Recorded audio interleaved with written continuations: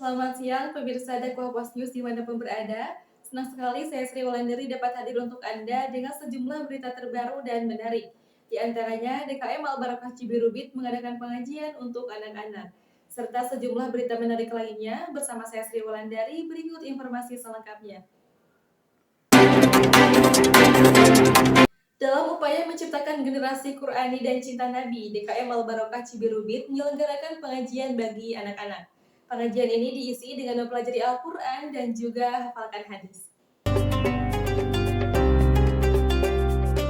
Dalam upaya menciptakan generasi Qur'ani dan cinta Nabi, DKM Masjid Al-Hidayah selenggarakan kajian anak dengan mempelajari Al-Quran dan hafalkan hadis. Kegiatan ini dilaksanakan pada hari Senin hingga Jumat pada tanggal 20 hingga 24 November 2023, bertepat di Madrasah Masjid Al-Hidayah, Kampung Yanundung, Cileunyi Wetan, Cileunyi. Ustazah yang bernama Cantika mengajarkan anak-anak Iqra untuk pemula agar melancarkan bacaan Al-Qur'annya. Ustazah Cantika berharap anak-anak hafal hadis-hadis pendek agar anak-anak mempunyai hafalan hadis.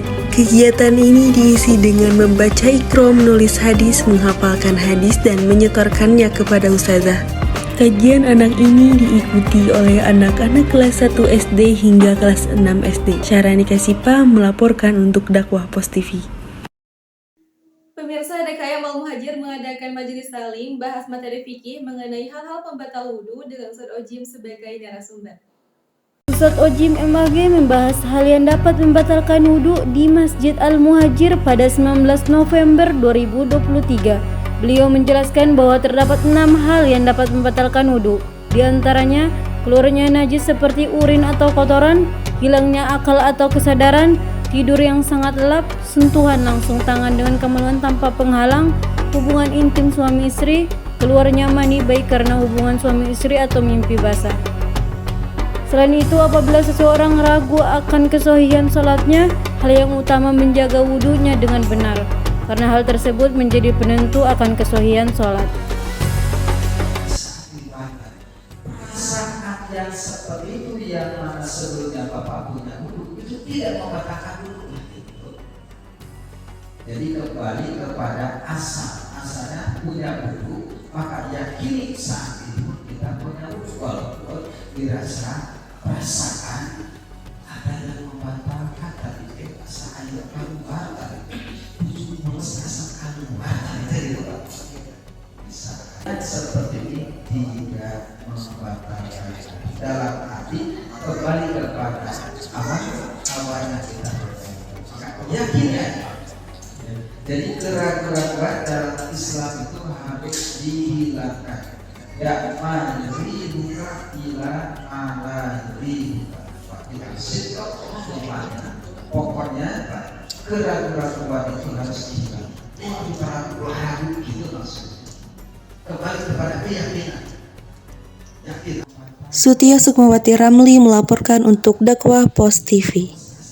Berita berikutnya, Ustazah Tresna Dewi Karisma isi Majelis Ta'lim Baitul Hikmah bahas hadis-hadis keutamaan Al-Quds dan juga Bumi Syam. Menyuarakan tentang Al-Quds yang dipilih sebagai materi pada Majelis Ta'lim ini merupakan bentuk dukungan dan pembelaan terhadap Palestina yang tengah berkonflik.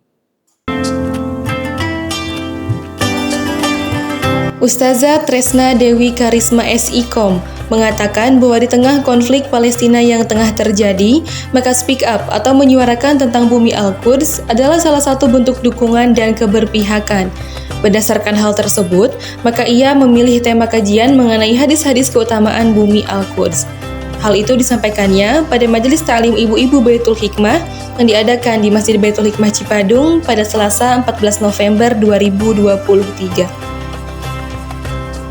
Dalam ceramahnya, Ustazah Tresna mengatakan bahwa yang dimaksud bumi Syam sekarang ialah Suriah, Libanon, Palestina, dan Yordania.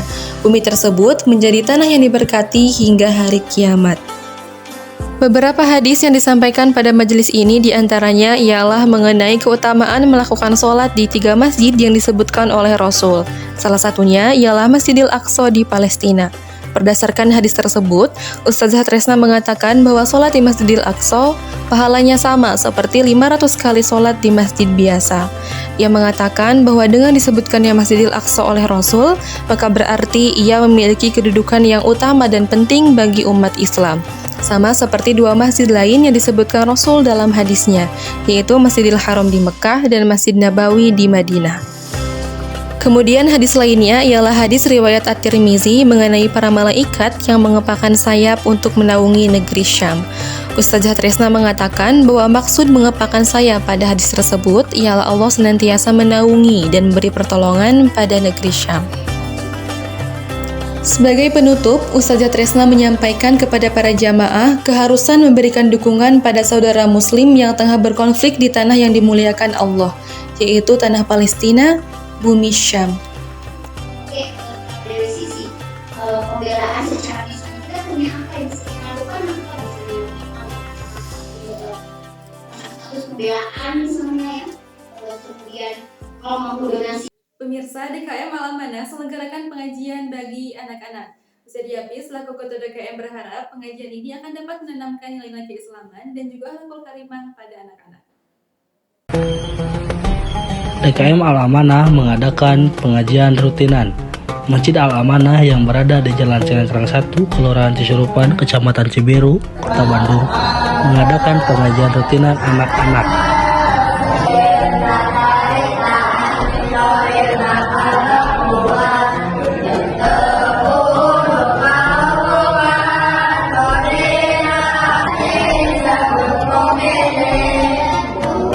DKM Al-Amanah mengadakan pengajian rutinan anak-anak ini bertujuan untuk menerapkan dan menanamkan jiwa keislaman sejak kecil bagi anak-anak di sekitarnya. Dari adanya pengajian ini, diharapkan akan timbul generasi-generasi yang berakhlakul karimah. Berita selanjutnya dalam upaya memperdalam ilmu agama, DTA Al-Barzah menyelenggarakan pengajian bagi anak yang diisi dengan berbagai materi keagamaan, seperti fikih, akidah, hadis, sirah nabawiyah, hingga bahasa Arab. Diniyah Takmiliyah Awaliyah Masjid Jami Al-Barjah yang bertempat di Kampung Paledang, RT 4 RW 6, Desa Cileunyi Wetan, selenggarakan kegiatan mengaji sore untuk anak-anak, mulai dari usia TK sampai SD. Kegiatan ini diselenggarakan sebagai upaya untuk melanjutkan generasi baik yang berbudi pekerti baik. Kegiatan ini berlangsung setiap hari mulai pukul 16 sore hingga pukul 17 sore. Lebih dari 50 anak mengikuti pengajian ini. Kemudian, pengajian tersebut dibuka dengan doa bersama dan dipandu oleh Ustadzah Asri mengatakan, program tersebut tidak hanya fokus pada hafalan, tetapi juga menekankan pemahaman dan implementasi nilai-nilai Al-Quran dalam kehidupan sehari-hari. Keberhasilan program ini juga menjadi bukti nyata peran penting Masjid Jami Al-Barjah dalam membentuk generasi yang kuat secara spiritual dan mencintai ajaran agama. Pemirsa, berita tadi sekaligus menutup perjumpaan kita kali ini. Jangan lupa saksikan Dakwah Pos News setiap hari pukul 12.00 hingga 14.00 waktu Indonesia bagian Barat. Saya Sri Walandari, mewakili seluruh kerabat kerja yang bertugas sambil undur diri. Terima kasih. Wassalamualaikum warahmatullahi wabarakatuh.